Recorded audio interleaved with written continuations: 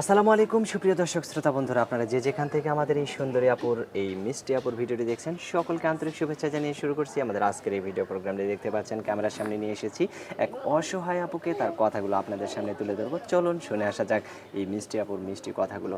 আসসালামু আলাইকুম আপু। ওয়ালাইকুম আসসালাম। কেমন আছেন আপনি? আছি ভাইয়া কোনো মতো। কোনো মতো?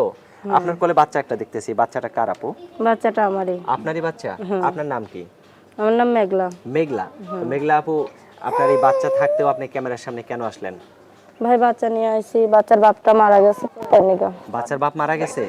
ইন্নালিল্লাহ। তো এখন এই যে বাচ্চার বাপ যে নাই, কতদিন থেকে নাই? এই 8 মাস ধরে। 8 মাস। বাচ্চার বয়স কত? বাচ্চার বয়স 10 মাস। 10 মাস। তো এখন কি মানে নতুন করে বিয়ে শাদী বসার চিন্তা ভাবনা আছে নাকি বাচ্চার জন্য সাহায্য চাওয়ার জন্য বা কি জন্য আসছেন ক্যামেরার ভাই সামনে? বিয়া শাদীর নিকা আইছি যে একটা ভালো একটা মানুষ পাইলে যে আমার দায়িত্ব, আমার বাচ্চার দায়িত্ব নিয়ে আমার পাশে থাকবে সেরকম মানুষের নিকা আইছি। আচ্ছা, বাচ্চাটা কি ছেলে না মেয়ে? ছেলে বাবু। ছেলে বাবু। আচ্ছা, তো এখন এই বাচ্চাটাকে নিয়ে যে আসছেন, এতটুকু বাচ্চাকে নিয়ে আপনি বিয়ে বসে আরেকজনের সংসার করতে পারবেন?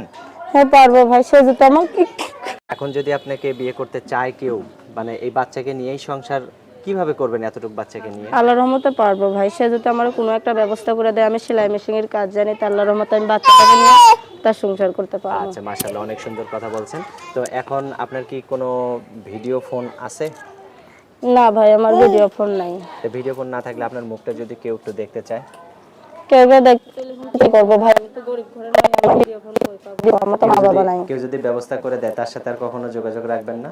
কেন রাখবো না, অবশ্যই রাখবো ভাইয়া। অবশ্যই রাখবেন। আপনার গ্রামের বাড়ি কোথায়? যশোর। এখন কোথায় থাকেন আপনি? এখন ঢাকা সাভার থাকি। কার সাথে থাকেন?